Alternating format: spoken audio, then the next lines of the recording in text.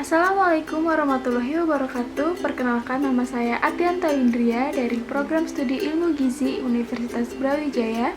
Di sini saya akan menjelaskan mengenai pentingnya MPASI dan juga manfaat zat gizi. MPASI atau makanan pendamping ASI merupakan makanan peralihan dari ASI ke makanan keluarga yang mengandung zat gizi dan diberikan kepada anak usia 6 hingga 24 bulan untuk memenuhi gizinya selain dari ASI. Hal tersebut dikarenakan semakin bertambah usia bayi, semakin tinggi pula nutrisi yang dibutuhkannya.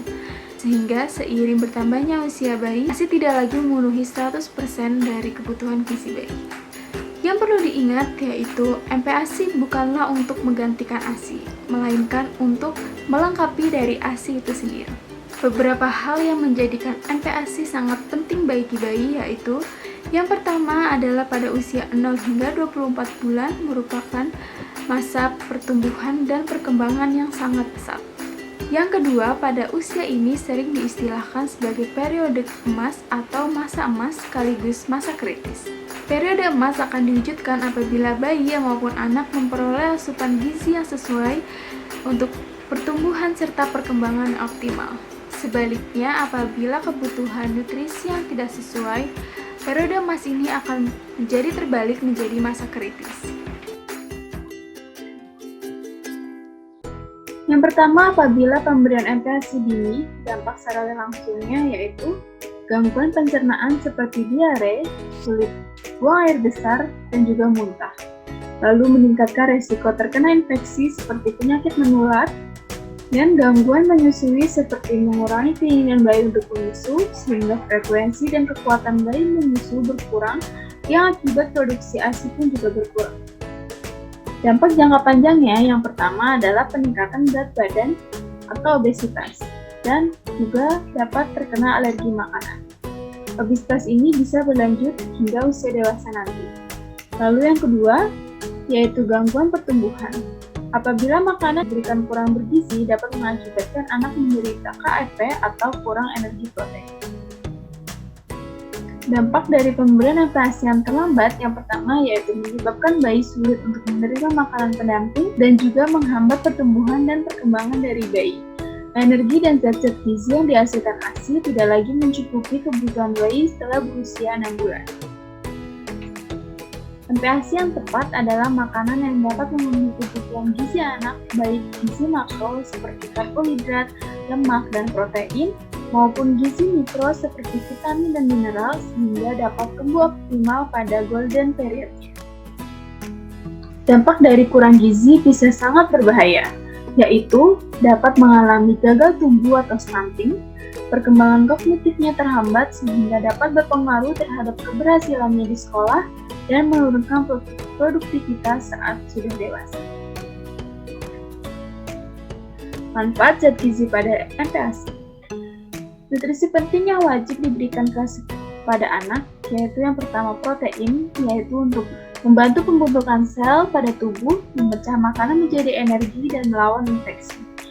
Adapun sumbernya seperti daging ayam, daging sapi, ikan, telur, susu, kacang-kacangan, nutrisi seperti zat besi, yaitu berfungsi sebagai membentuk sel darah sehat yang membawa oksigen ke seluruh tubuh. Yaitu sumbernya seperti daging merah, hati, daging ayam, kacang-kacangan, sereal yang terfortifikasi. Selanjutnya ada kalsium yang berfungsi untuk mendukung kesehatan tulang dan gigi, serta kesehatan jantung dan syaraf si anak. Sumbernya yaitu seperti susu, keju, yogurt, kuning telur, tofu, bayam, ataupun brokoli. Selanjutnya yaitu karbohidrat, yaitu yang berfungsi sebagai sumber energi, membantu tubuh menggunakan lemak dan protein untuk memperbaiki jaringan. Karbohidrat dapat dijumpai pada roti, serealia, nasi, pasta, kentang, jagung, ubi, maupun singkong. Lalu selanjutnya adalah lemak yang berfungsi sebagai membantu penyerapan vitamin yang larut dalam lemak dan membantu perkembangan otak. Bahan makanan yang dapat dijumpai yaitu pada susu dan produk turunannya atau produk susu seperti keju, margarin, daging, kacang-kacangan, ikan, dan varian minyak. Selanjutnya ada folat, yang berfungsi penting untuk pertumbuhan dan perkembangan sel di tubuh si kecil, dengan sumbernya seperti bayam, kacang merah, maupun asparagus. Lalu selanjutnya ada serat, fungsinya untuk menyehatkan pencernaan dan membantu proses metabolisme. Sumbernya seperti kacang merah, buah, sereal, dan sayur-sayuran. Menu lengkap MPASI dianjurkan 1 kali makan, yaitu terdiri dari karbohidrat, protein, lemak, dan sayur atau buah. Berikut adalah sumber karbohidrat anjurkan sebagai MPASI seperti nasi, sagu, kentang, ubi, mie, makaroni, ataupun pasta seperti spaghetti. Selanjutnya untuk protein nabati sendiri yang dianjurkan untuk MPASI seperti kedelai, tahu, tempe, kacang merah, kacang hijau, maupun kacang polong. Untuk protein hewani seperti ikan laut, ikan air tawar, daging ayam, daging sapi maupun kambing, telur, dan juga hati ayam ataupun sapi. Serta untuk lemak dapat dianjurkan atau dapat digunakan lemak yang sehat seperti lemak hewani dari ikan, daging, ayam, dan juga hewan yang lain. Dapat juga dari alpukat, biji-bijian, dan kacang-kacangan, santan, butter atau margarin, dan juga olive oil atau canola oil ataupun coconut oil.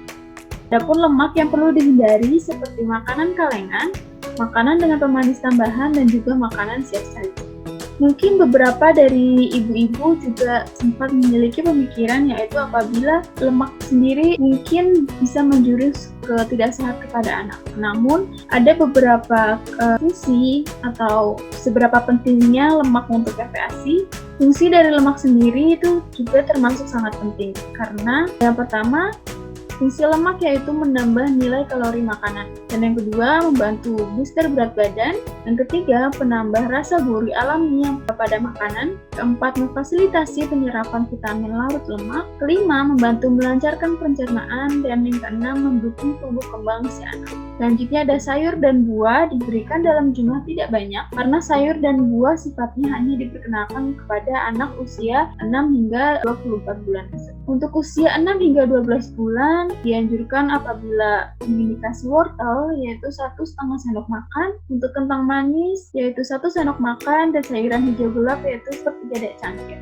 Untuk usia 1 hingga 2 tahun, untuk sayuran wortel dapat diberikan 1,5 sendok makan, untuk kentang manis 1 sendok makan, dan juga sayuran hijau gelap sepertiga cangkir. Bayi yang sudah makan MPASI tetap membutuhkan asupan serat melalui makanan, namun tidak membutuhkan serat dalam jumlah yang banyak. Dalam artian, serat yang diberikan sekedar untuk perkenalan karena pencernaan bayi pun juga belum sempurna. Serat juga sudah tercukupi dari karbohidrat, yaitu dari nasi dan juga protein. Berikan aneka sayur, kurang lebih 1/4 porsi resep dari ibu.